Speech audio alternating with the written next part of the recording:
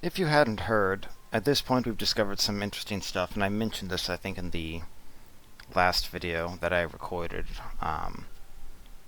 Apparently the character level technically has nothing to do with scavenging. It's instead overridden by the scavenging skill.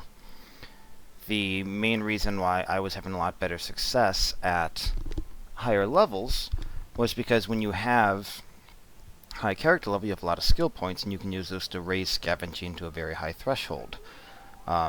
Basically at 17, 33, 49, 65, and 81, you will see a marked improvement in the stuff you scavenge. So if you were a person who just went up to 60 scavenging with quality geo 3 out of 3, then you'd be 2 loot thresholds down from the best, in effect, at that point. And if you had something like, 40 scavenging and only 2 out of 2 quality geo, you'd be seeing pretty awful stuff. But once you get to the 81 plus mark on scavenging with 3 out of 3 quality geo, nothing else affects your loot. That's the end. Which means, though, that you would, in fact, let's assume you even managed to get, I don't know, let's say you managed to get an 8, we'll call it 9 scavenging naturally, 1 extra skill point from the initial quest. That means you need another 80 in scavenging and 30 for quality geo, so that's 110, I believe. So that's 22 levels required, so you'd have to be at least level 23 in order to achieve that.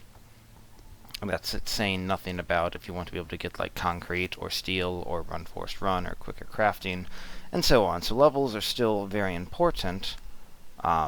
Just those specific breakpoints I was worried about earlier are not as important. Anyway, because of that, I'm basically sort of considering the challenge on indefinite hold. But if people want to see me do something specific, by all means let me know, and I don't mind recording a bit more to demonstrate various things or test various things or whatever. Let me know in the comments.